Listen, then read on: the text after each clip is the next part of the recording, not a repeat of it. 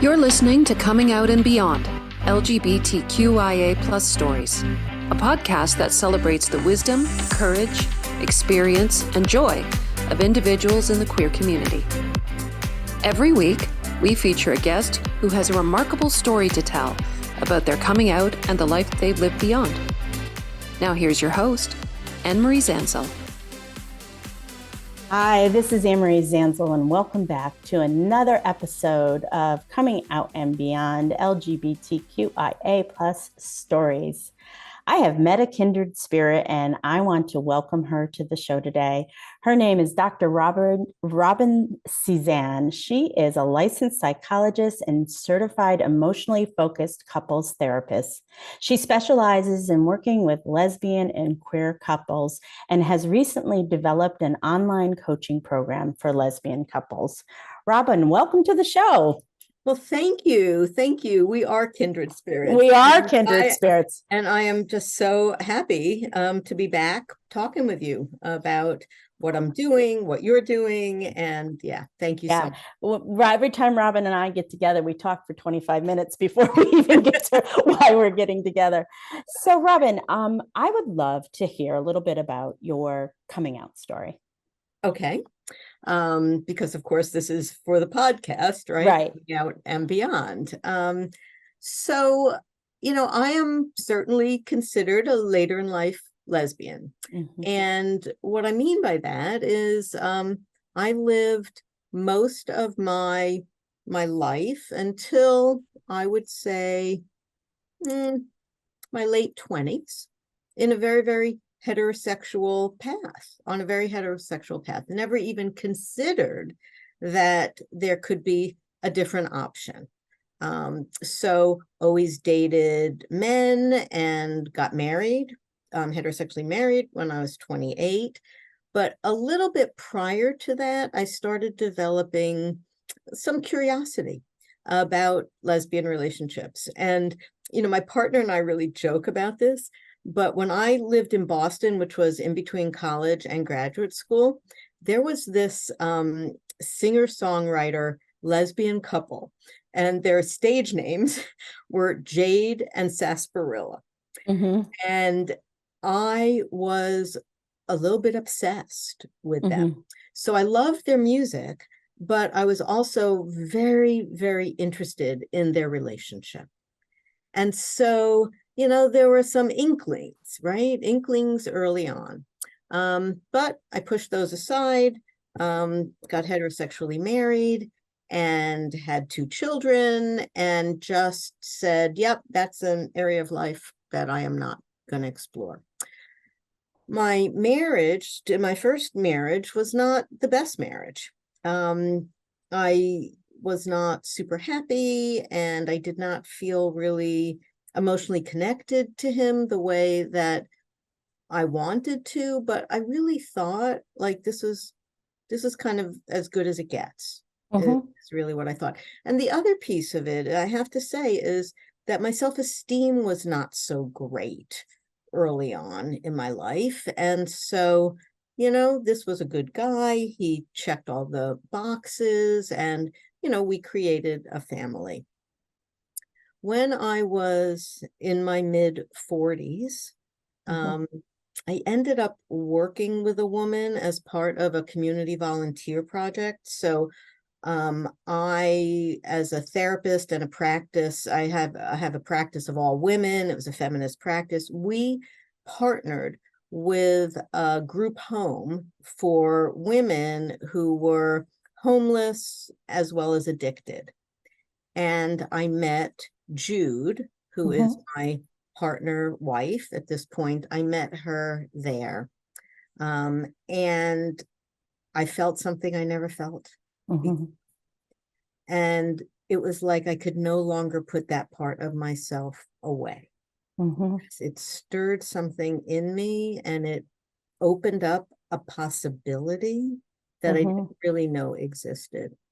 And so I ended up bravely leaving my marriage in the hopes that I could have a different kind of relationship.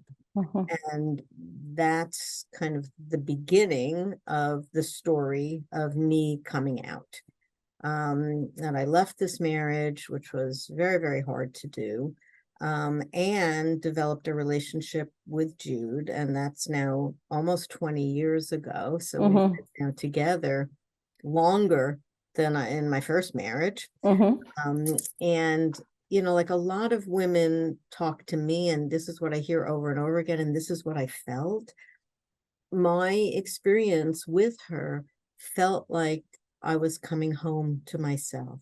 I absolutely, completely, 100% understand. Yeah, I mean, it is just an amazing feeling. I really didn't. And also a confusing feeling, because I remember that, of this sense of home. And I was like, why do I feel a sense of home with this person?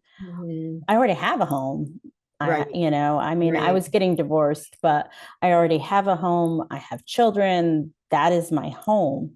But when I was first with my wife, and we're very similar in the sense, both of you and I have been with the same person that when we came out, and we're both married to them.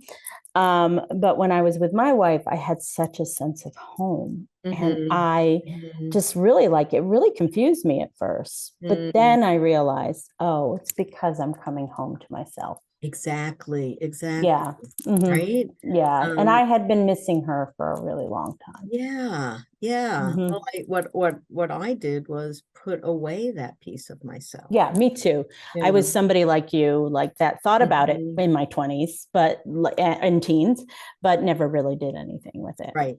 My first experience was with a girl, but I put it in the shame category in my memories and not the pleasant categories, pleasant memory categories. But that was oftentimes when women begin this coming out process later in life, they will really have all these recovered memories that they sort of suppressed for years and years. And I'm not saying recover. Oh, wait a minute.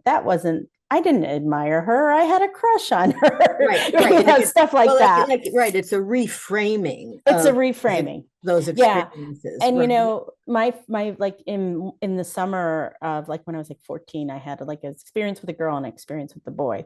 And because I lived in heteronormative culture, that experience with the boy was filed away as a sweet little memory of my first kiss. The experience with the girl was filed away as I did something really wrong.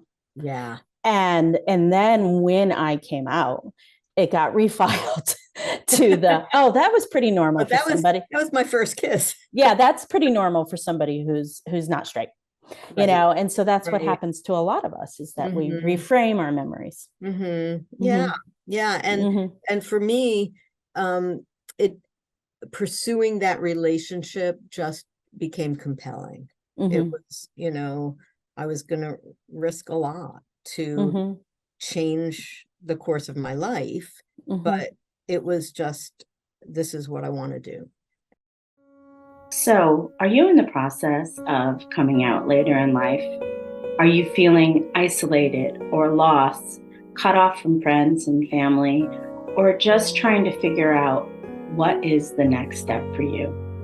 Well, I have a wonderful coaching program called Lotus Group Coaching. It is for people who are female identifying, cis or trans, or non-binary folks comfortable in those spaces. And we provide emotional, spiritual, and intellectual support for people who are in the process of coming out later in life. We discuss many things in our community, but what's most important is that you have a community of others who understand. Each one of the coaches in the program have come out later in life, and everybody who is a member of our program is somewhere in the process. So if you are seeking community and you want a soft place to land, go to my website, amoryzanzel.com, and book a connection call. We would love to talk to you.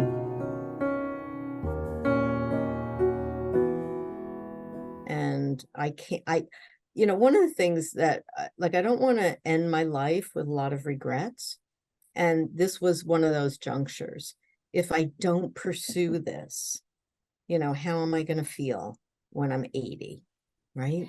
Well, that's so interesting you say that, because I worked in hospice for like 7 years before I came out. And I Yeah. was a hospice chaplain. And one of the things that I learned working with all the wonderful folks that I had over the years, is that people don't regret the things they did. So if they do something and it doesn't work out, they may often make meaning out of it. People regret the things they didn't do. Yep. And Absolutely. I knew that if I didn't explore this part of myself when I was 80, I was gonna, when I was 100, lying on my deathbed, I would have had regret that I Yeah. hadn't gone out and at least explored it. And so I'm really glad that I did that. Yeah. Yeah. You mentioned, we've talked a little bit before. What was it like for you when you came out to your heteronormative culture? So it was really, with some of the people in my life, it was fabulous. So my besties, my best friends.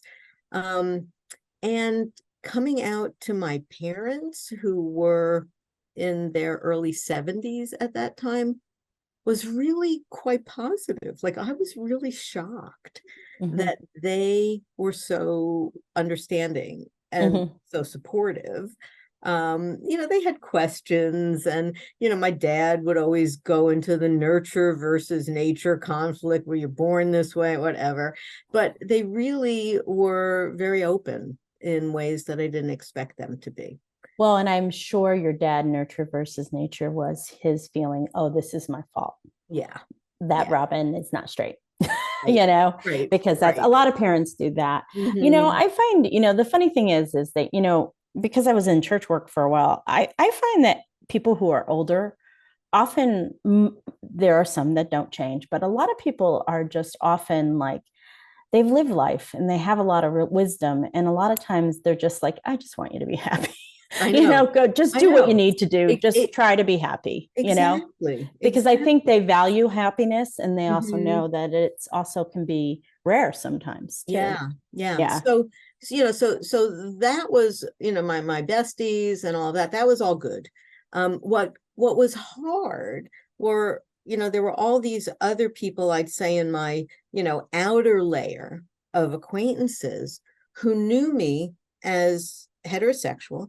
They knew that I got divorced. But then how do I talk to them about, like, because they just assumed I'd start dating men. And so what it ended up being was a pretty constant coming out process. Right. Like someone would say to me, have you met any men? And then I would have to say, well, to tell you the truth, I'm now dating a woman, right? And so there was just this constant coming out. And I remember, like, so I had a personal trainer. I still have the same personal trainer, but like, he knew me as heterosexually married. He knew that I got divorced, right?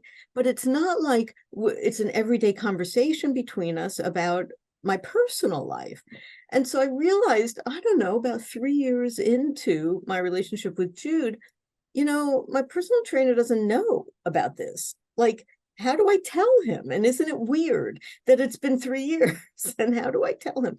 So one day I just walked in and I said, Drew, I just got to tell you something, you just need to know I'm involved with a woman. It's a really great relationship. And I just didn't know how to tell you without just telling you. And again, he was just totally fine.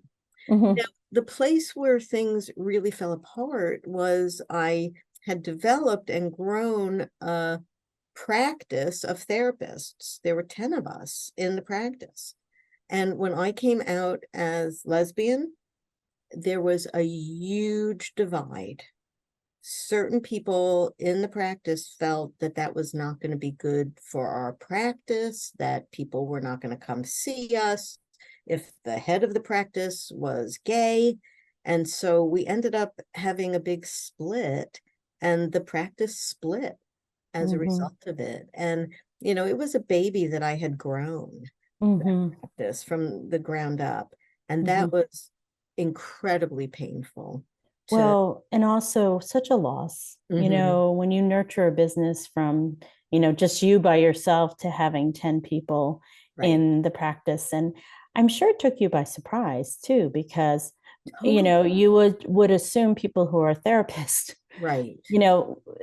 it's their homophobia was showing up. Well, absolutely. Probably that they're not aware of at all. No. Has any of them come back to you and since then and said, gosh, we made a mistake? Not a one. Huh, very interesting. Not a one. And as a result of that, I really, really learned who my inner circle was. Yeah, absolutely. Yeah. So Robin has also been on my program, Queer Business Success. And so one of the things we were talking about, and we're going to get, now Robin is a couples therapist for lesbians, but one of the things I did want to talk to you, Robin, that both of us have experienced is the loss of privilege. Yes. And let's talk about that a little bit, because a lot of times people don't understand what we mean when we talk about that. Right. So how do you define it? Well, so when you live your life in a heteronormative world, you don't have to think about a lot of things, right? So, when I was heterosexually married, if we went on vacation somewhere, there wasn't a second thought about any kind of public display of affection. Or was it safe? Right? Now, at times, like just recently, Jude and I were at this lake in Virginia. Virginia's a purple state. Purple, yeah. We hope it turns blue, but it's a purple state. And we were in the lake, and she very quickly looked at me and said, it's not safe for us to touch here. And this is also one of the things that a later in life lesbian sometimes doesn't understand, because she has that lived experience over and over again. Whereas, I'm la-di-da, I'm in love with a woman, right? Yeah. But again, that's the loss of heterosexual privilege, that you have to think about it. The other thing, and I think you and I have talked about this is my biggest pet peeve. And it's not even so much a heterosexual thing. Well, it is a heterosexual thing. When two women walk into a restaurant together, they never give them the best table. Absolutely not. But we don't know if it's because of our age or because. But this has happened with a straight friend of mine. Right. We were sitting at this bar, ordering a drink, and this waitress was over the other side of the bar interacting with these heterosexual couples. And this is just a friend of mine, so not even my lover, right? And this bartender totally ignored us. And so there's another kind of heterosexual privilege that you lose. And they're little things, they're little microaggressions. Right. They're more, well, there can be major aggressions. And I think that because you and I came out when we were 40 plus, that we miss the stuff that the younger lesbians have to deal with. We just missed all of the aggressions they get all the time. Like, oh, I can make you straight kind of aggressions and stuff like that. We didn't have to deal with that stuff. But I agree with you. I'll never forget, like, I was, it was always hard to get from where I lived to Nashville, where my girl, she was my then girlfriend, to visit her. And so a lot of times I would have to change planes. And so I flew into Huntsville, Alabama, and I was new, coming out. It's probably a year in or something. And I went to see her, like she was standing right by the car, and I went to hug her, and she goes, "You can't hug me here." She goes, "You just can't." And I was like, oh, okay. And it was like, it was just something that didn't even occur to me. And so now that I'm sort of aware of it, and this is one thing too. So like your wife and my wife, who've been out forever, they're so used to it that they sometimes don't know, like the tiny microaggressions. Like, and I think I talked to you about this when you were on the last podcast. Like, my daughter got married and I went to this regular place we go all the time. They're polite, they're professional, but I was saying, oh, my daughter was getting married. And now I have been in heterosexual world for a long time. And you usually tell another woman that, they're like, oh, they're so excited. There was no reaction, nothing. And it was just so slight that if you were somebody who'd been gay your whole life, you wouldn't have even noticed it. Yeah. But I did notice it. And it's like it's just, and even people that we love sometimes do it too, not referring to our wife as our wife and saying our partner and stuff like that. They don't, it's just, sometimes it's like people just are, it's tiny, it's small. They sometimes don't mean it. But you really do notice the difference of privilege as living a queer life versus a straight life. Well, yeah, I mean, I think that's one of the advantages in some ways you and I have, is that, well, it's a loss, but it's an advantage. We lived a heterosexual life, right? And I call it our superpower. Our superpower. It is a superpower because we've lived both sides. We've lived both sides. So we really understand it. And I feel like there has been a wave of people coming out later in life. I mean, when you did that 20 years ago, it was still relatively rare. And there wasn't a lot of connection because the internet was just coming into existence. But because of the internet, we're able to connect with each other. And so there has been a really explosion of people, or maybe it's always been the numbers, but we haven't ever, noticed it and stuff like that. Yeah, I mean, things have changed a lot, and in some ways not at all. But yeah, I mean, I think it's easier now.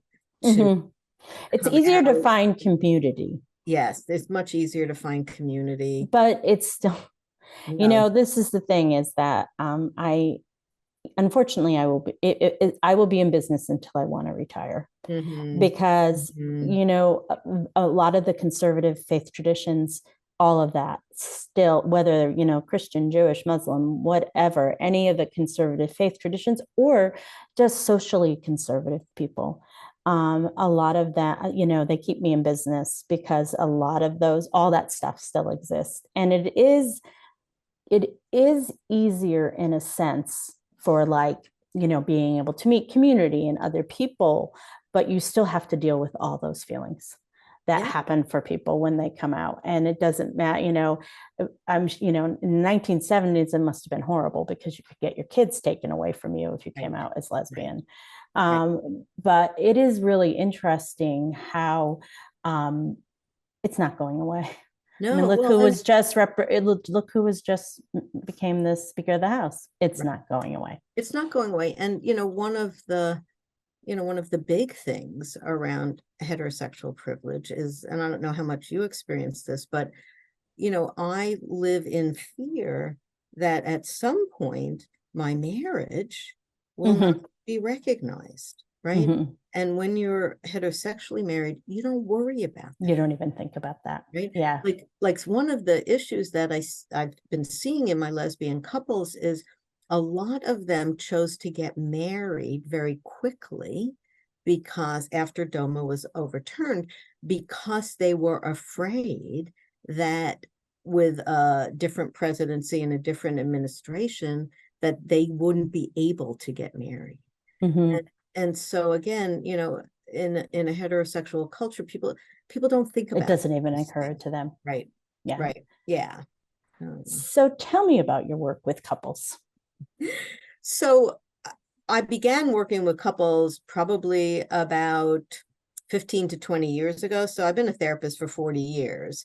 The first half of my career was spent doing mostly individual work.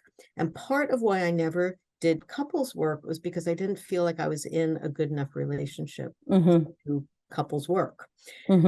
So then when I made major life change and was in a relationship that was not without its problems, believe me, but we worked on them, right? I just felt like, I'm now in a relationship that I want other people to be able to experience, right? Yeah.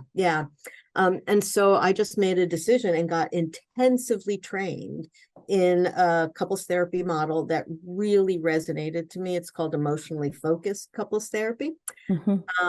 And got trained in that and just started doing couples work. And as I developed that specialty, more and more lesbian gay couples started seeking me out, in part because they knew about me, but also because on our website, I talked about, these are the couples that I like to work with, and so on and so forth. And so I've been doing couples therapy now for, 15 years or so, and decided, well, one thing happened during the pandemic. I learned how to do therapy online. Yeah. And while I still prefer to see people in my office, I can be very effective online at this point. And I started thinking about, how can I reach this population? How can I reach the population of lesbian couples in a broader way? And so I decided to develop what's called a hybrid coaching program, where I developed a course, an online course, with weekly lessons and homework assignments, and things to read, as well as coming weekly to a coaching session and have a private Facebook group. And the goal behind that was really twofold, maybe threefold. One is I wanted to have a bigger reach, because there are a lot of lesbian couples who are very isolated just in their own lives, but also isolated in their communities. From community. They live in the middle of where there's not much queer community, or not much out queer community. That's right. Yeah. That's right. And I do really believe in the power of community to not feel so alone, and also to normalize what you're experiencing. And so this way I can teach what I think all couples need to learn, but with some of the nuances focused on lesbian couples, some of the issues around sexual minority stress, around homophobia, around alienation from family, like some of the, the different coming out stories. So I want to be able to address those things, and also address things like different attachment styles and negative cycles that we all get into, and how do we stop those negative cycles, and how do we create a more secure connection? How do we learn to be really accessible to our partner? How do we learn to be responsive? How do we learn to be emotionally engaged? Because the whole tenet of emotionally focused therapy is that emotion is the language of love.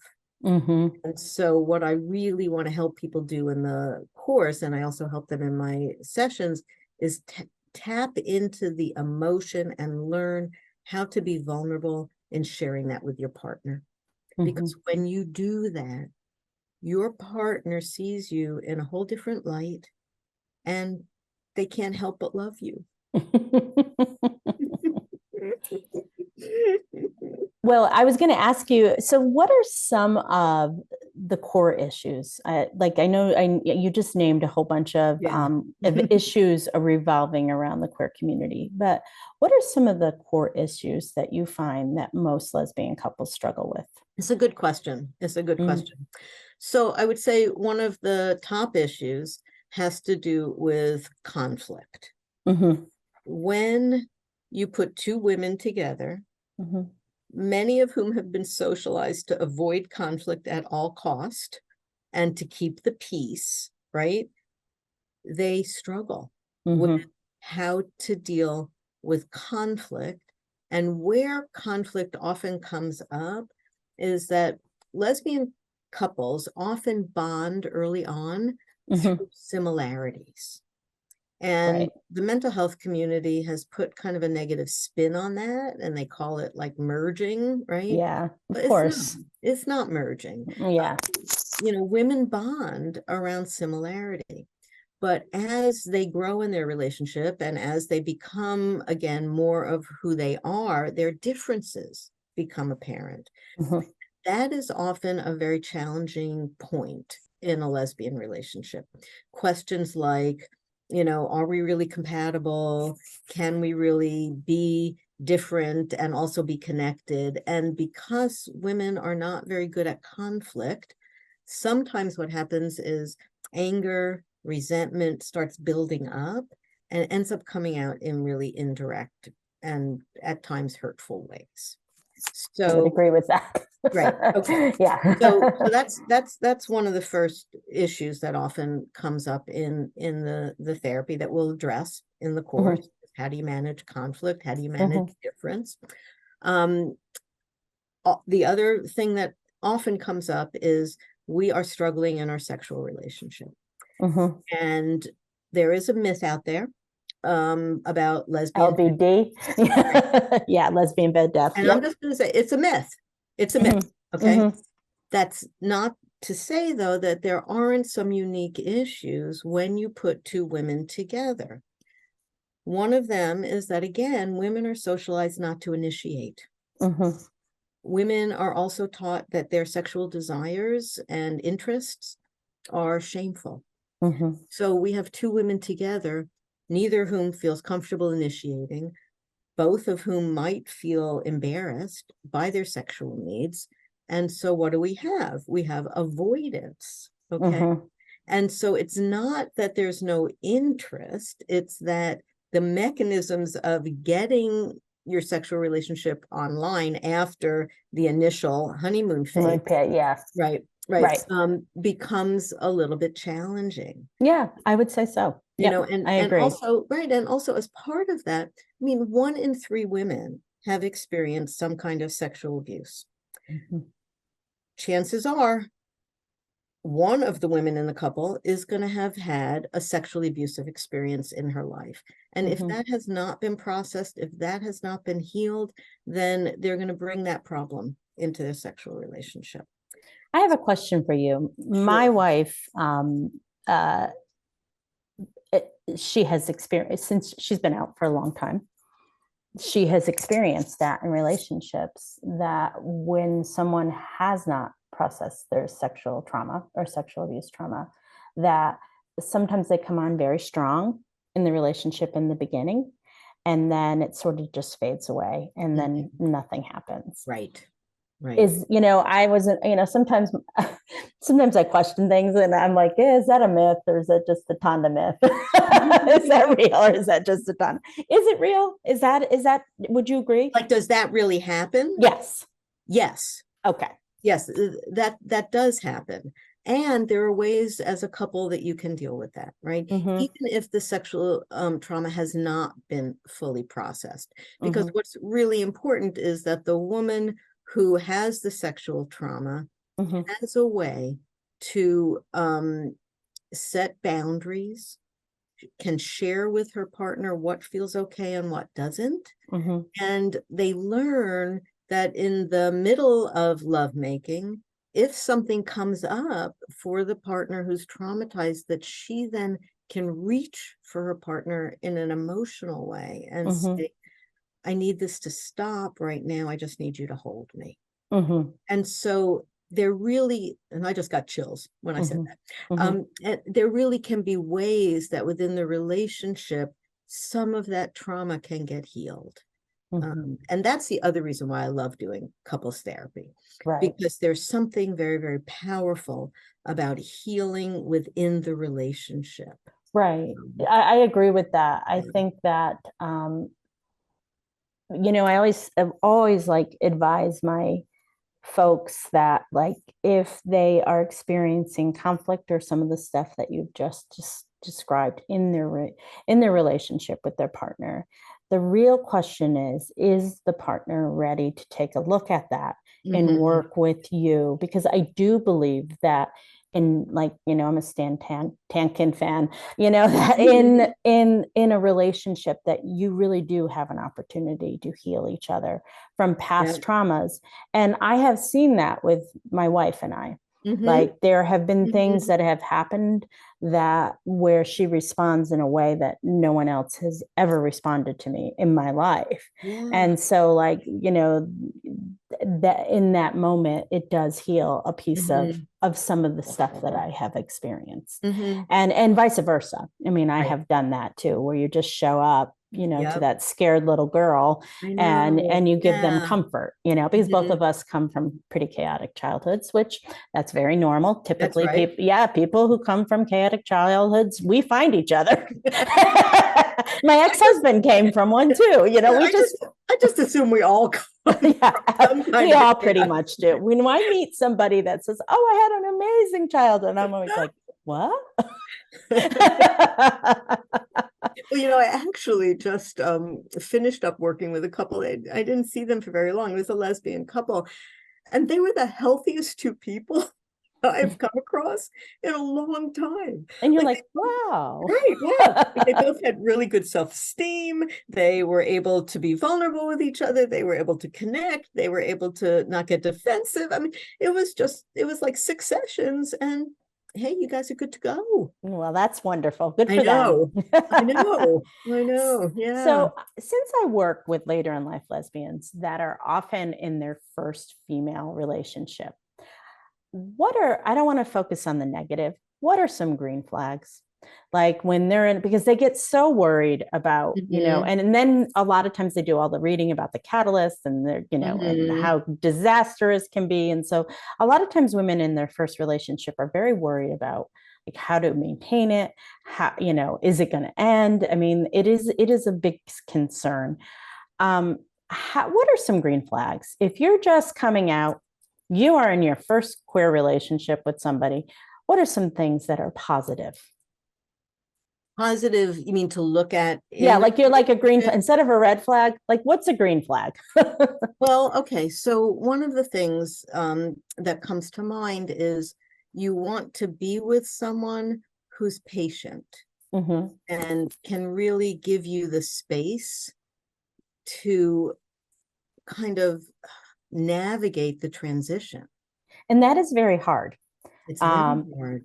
Especially if you're somebody who's been out for a really long time, because sometimes you forget like how hard it is when you're first coming out, and it's very hard not to take on your partner's sorrow of the end of her old life. And it's you know, it took my wife a full year to realize that it had nothing to do that my sorrow over the end of my marriage, over the end of the way I had lived my life, really had, she was a spot of joy in my life during that time.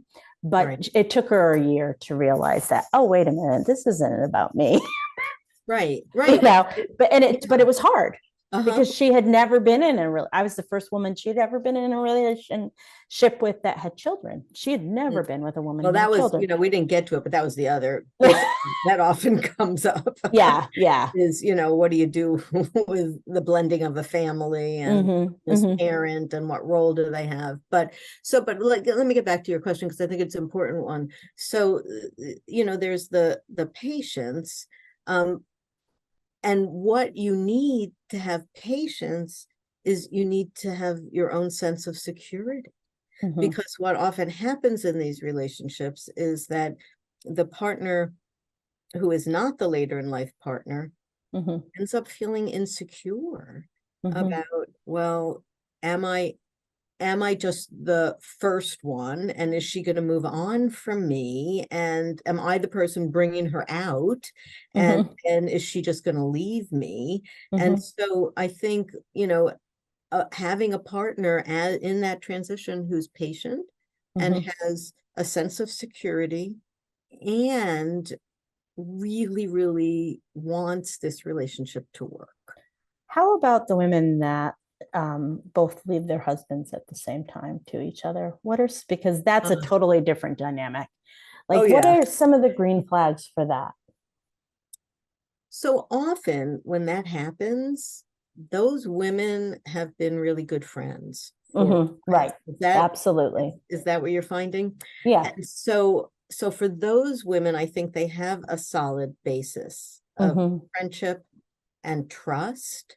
And so again, I think seeing that as a green flag is very, very important, that something has developed between the two of them over a period of time that can be trusted. That's a green flag. It's, this is a really challenging question. Well, I also think it's a green flag too, is even if you're both leaving marriages, like the second piece of advice about the sense of, giving them a space to navigate, because when I don't know, when two women, find each other and leave their marriages and end up together, how their families and spouses can react totally different. Right. Like somebody can have a really supportive ex-spouse, their family's fine, and then somebody could be like, have somebody that tortures them and then people are so angry at them, and so their level of what happens, it is different. And so sometimes you have to give your partner just the space to be able to grieve what they need to grieve when they are changing their life significantly like that. Yeah, so I think that's probably one of the biggest factors. The other thing that comes to mind is, as a green flag, is if both of the women can talk about what are the emotional issues coming up, right? And again, not take it personally, be able to listen with curiosity, because as you were saying, they may have different experiences or they may have some of the same experiences. But what's so important is just to listen with that kind of curious mind, open heart, so that you can say, this is hard, right? It is hard. It's great and it's joyful and I love being with you, and it's hard. I am giving up things. Well, and also too, it's very hard for some people to understand that two things like that can exist at the same time. That, especially if one of the partners comes from a place where, it was either good or bad, and was it. There was nothing in between. There was no nuance. And so I always feel like, the coming out process is like this holding of two opposite emotions at the same time. Absolutely. And often many other emotions too. But like I did a piece for What's Your Grief, and talked about the grief of the later in life coming out experience. And there's this little, like the little graphic we used is like she was holding a ball that had joy, and one of them, and the other ball held grief. And so, holding joy and grief at the same time, which is really hard and can be an exhausting and can feel overwhelming. Another thing I have noticed too is that a lot of times women coming out later in life often have a really good relationship with their catalyst or with, and often throw it away because of pressure that they get from family and friends, or they think, oh, I need to go and be with a bunch of women before I settle down on somebody. And so I think that a lot of times people don't, like, I personally think that sometimes people like give up too easily and just say, this isn't going to work because of XYZ. But a lot of times they have a really good person. They just need to sort of navigate all the hard things that people have to navigate when, and a lot of times people have been in the relationship with their spouse or their husband for 20, 30 years. Right. And that's the only person they've ever dated. So they've never really dated anybody in their life. And so I see a lot of people give up on relationships sometimes that are good. And also too, I see people give up on relationships that are extremely toxic. And you're like, why are you with this person? Right, exactly. But it's also why I'm putting together this course. I mean, because like, I don't know what kind of lesbian couples, are going to join. I'm sure it'll be a variety, but especially the couple where one is later in life and the other is lifelong, right? There are challenges to those relationships, a lot of pretty unique challenges. And I want to support those relationships. Well, and it's funny because I often get the women that are the longtime lesbians who reach out to me because there's nothing out there. Because, we know as like in the queer community, they'll say run, And it's like, it's not that simple, it's just not that simple. And a lot of times people who've been out a long time just really have a lot of challenges with it. So I'm really glad that you're going to be able to support them. And I can send them somewhere because I'm not a I don't want to do couples work. I commend you for doing that. But I'm not a couples person. And so, I think it's really good to have that available for people because it is confusing and also too, like, you forget the feelings of what it's like, to just come out. A lot of women do think that am I going to be someone's experiment? I hear that, and a lot of times. And also, too, people who've been out a long time have often dated somebody who's just starting to come out, and then the person decides not to come out.